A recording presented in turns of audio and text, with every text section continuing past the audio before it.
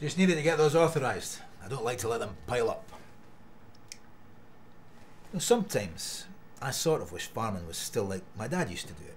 Just traditional, I suppose. Bit of livestock, cereals, out in the tractor or the fields. Nope. This is the way it is now.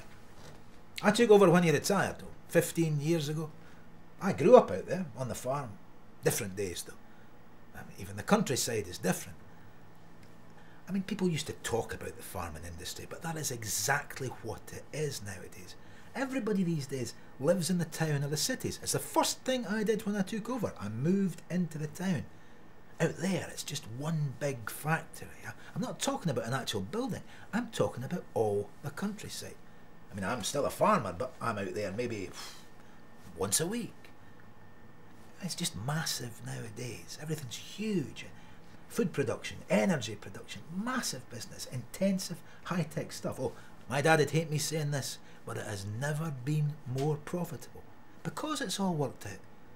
We've got acres of polytunnels for soft fruit. We've got deep water wells for irrigation. Mind you, you've got to pay the government an arm and a leg to get it. Extraction fee, they call it. Aye, more like extortion if you ask me. Then there's the engineering. We've put up flood defences, CO2 scrubbers. Farming's just biotechnology. It's all gene tweaking these days. GM crops, GM animals, GM biofuels. Oh, the costs involved, you wouldn't believe it. But you know where you are. The GM farmers next, programmed to maximise the yield. Huh? That's a scary thought. Mind you, the way that Angus Monroe works, I think they're here already. His wife never sees him. Oh, see if I tried that with Beth. Well, let's not think about that. Dad could have sold up, of course. Lots of others did. Jim Gregory, Billy Thompson, Freddie Carnegie. Oh, that must be 20 years ago. That biotechnology company just came along, waved wads of money, and they sold out. Well, you couldn't blame them. It's like the Midwest of America out there now. Fields and fields of crops, not an inch of land unused. And that's what we need, precision agriculture. I need to know exactly what I am going to get from every square metre of land. I'll be turning into a bloody Angus. I've got the machinery to do it with. Don't need many hands here. And it makes you think. It makes you look at the market. And you come up with things like that. It's a carp. Well, what's that got to do with farming? I'll tell you. Once I'd put in all the acreage I needed for the biofuel crops, I found I had a bit left over that I couldn't use. So I got in Joe as a farm manager, we built some sheds, bought the gear we needed, and I got a delivery of GM chickens, and off we went. Food prices were sky high, so there was plenty of demand for chicken meat. It's a quick turnover. I know, it takes lots of energy. You've got to be careful about controlling their environment, and you can't afford to have too many die. It is a delicate balance.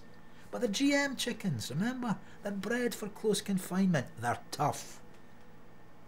We process them out on the site with our robotic plant. Live chickens go in one end and they come out the other, all ready for the mega market. There's always a wee bit of waste.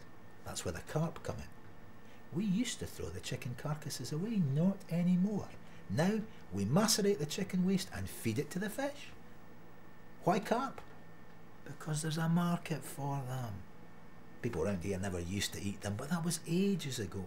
I saw how much the folk from Eastern Europe liked them, gave it a go, and it kind of stuck. See, I'm not stupid, whatever Beth says. My idea was dig some ponds, fill them with fish, feed them with the waste for the chickens, and it's win-win for everybody. I know what we've lost. I'm joking now, but I know it's no joke.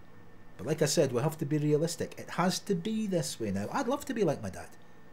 I worked all the hours, but he was part of the place. It really was his life.